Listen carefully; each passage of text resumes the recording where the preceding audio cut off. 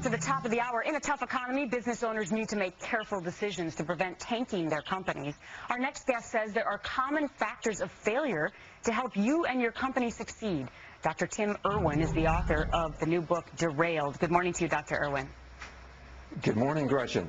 So I find this fascinating that after 20 years of experience of studying CEOs and what makes the companies tick and what makes them successful, you actually found what makes them fail, right?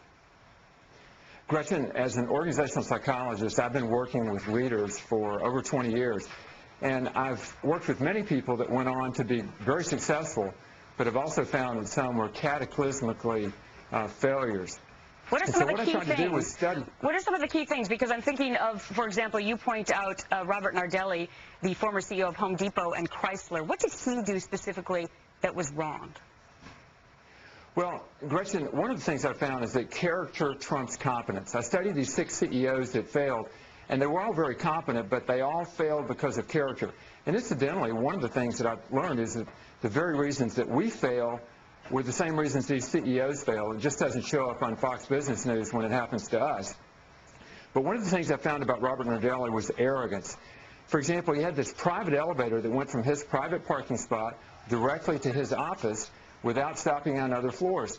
And people at that company began to see that that was really a symbol of this arrogance and this dismissiveness. And these were the people that he needed to lead in order to be effective. You know, it's so interesting because you would think that these CEOs would look at what works in society. I'm thinking of the guy who ran Walmart. I mean, he seemed to just be a man of the people. And yet, what is it about these CEOs? It just all goes to their head? You know, I think that's a big problem, Gretchen. And by the way, this is not only a problem in business. We see it in politics. We see it in sports. I mean, we've seen people of great influence in a lot of different fields who've crashed and burned just in the recent months.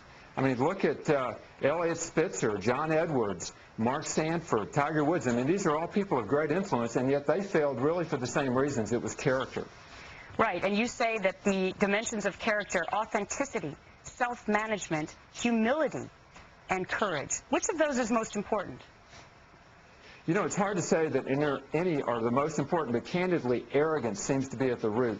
I say that in the book that arrogance is the mother of all derailers. And this seems to be at the root of a lot of these problems, that people have hubris and they get so focused on themselves. You know, one of the most interesting Senate races I've seen in years was just 2 weeks ago when Scott Brown beat Martha Coakley up in Massachusetts. And, you know, it's hard to believe that Martha Coakley would say something like, well, what should I do, go stand out in the cold and shake hands with people at Fenway? I mean, tremendous arrogance. Right. All right, it's a very fascinating book. Dr. Tim Irwin, author of Derailed. Thanks for being my guest this morning. Thank you, Gretchen.